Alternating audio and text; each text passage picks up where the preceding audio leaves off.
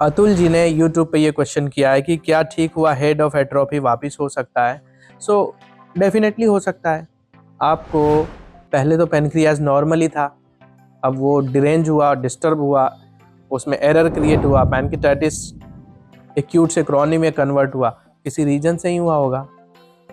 तो आप इस चीज़ को अगर गहराई से समझते हैं कि कोई भी घटना होने के लिए उसका कॉज जरूरी है, कॉज से ही इफेक्ट क्रिएट होता है। तो आप ये कह रहे हैं कि एक बार ठीक हो गया उसके बाद क्या दोबारा एट्रोफी हो सकता है? हो सकता है, अगर आप उसको फिर से उसी तरह का पॉजिटिव फैक्टर्स देंगे जिसके वजह से पहले एट्रोफी का इफेक्ट आया था उस पर और वापस उसको ठीक किया गया, और वापस से आप वैसे ही पॉजिटिव फैक्टर देंगे, अपनी लाइफ में एरर क्रिएट करेंगे, अल्कोहल कंजम्पशन शुरू करेंगे, जंक फूड खाना शुरू करेंगे, आप फिर से केयरलेस हो जाएंगे, तो आप डेफिनेटली एट्रोफी या क्रॉनिक पैनक्रियाटाइटिस या एक्यूट पैनक्रियाटाइटिस की ओर जाएंगे और स्टेज डेवलप हो सकता है। सो लाइफ बैलेंस में होता है, कोई चीज़ का भी एक्सेस या लैक इज़ नॉट गुड।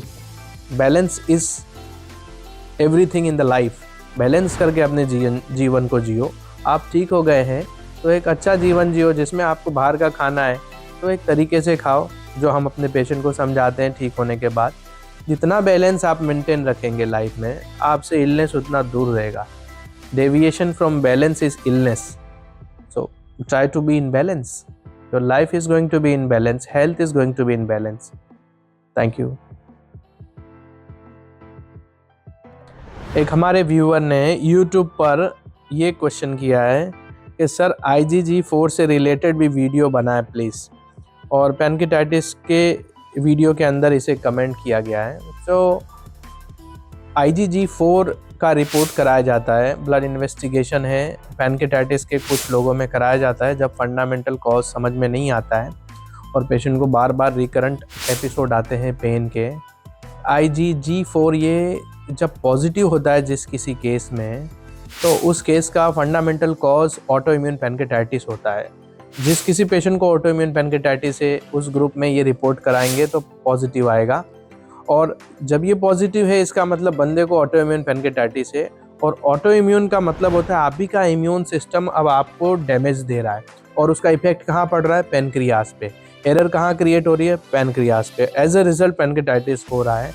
अब ये थोड़ा मैनेजमेंट इसका ट्रिकी है, और कॉमन पैनक्रियाटाइटिस जो ग्रुप के पेशेंट है उसकी तरह सिंपल मैनेजमेंट नहीं होगा। तो वो सारा मैनेजमेंट जब आप ट्रीटमेंट स्टार्ट करते हैं तो हम आपको डीपली उसको समझाते हैं। लेकिन मैं अगर कुछ कहना चाहूँ, so it is very important कि जिस किसी पेशेंट को ऑटो इम्यून डिजीज़ है, आप अपना स्ट्रेस लेवल, अपना लाइफस्टाइल, अपना माइंड सेट, इसको बहुत अच्छे से बैलेंस रखिए, क्योंकि इम्यून सिस्टम पर हमारे आउटर जो वर्ल्ड है, हम जिससे रिलेट करते हैं, अगर वहाँ एरर आई और उस चीज़ को हम अपने ब्रेन में अंदर नेगेटिवली अगर इम्प्लांट करते हैं और उससे अट्रैक्ट होते हैं या उसे जगा देते हैं, और एज अ रिज़ल्ट हमारे अंदर कॉन्फ्लिक्ट, स्ट्रेस या नेगेटिविटी जब बनती है, होपलेसनेस, पेसिमिज्म बनता है, तो आपका इम्यून सिस्टम और डिस्टर्ब होता है, और एज अ रिजल्ट आपकी डिजीज़ जो है और प्रोग्रेस करती है और आपके एपिसोड बढ़ेंगे।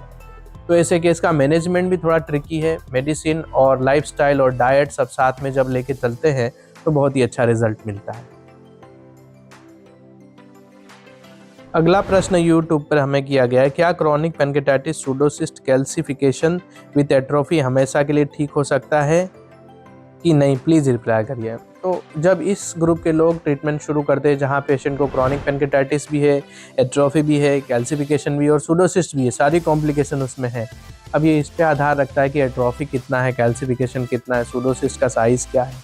अगर हम इसे प्राइमरी स्टेज का केस समझे तो इसमें रिवर्सल रहता है, पूरे केस लगभग ठीक हो जाते हैं।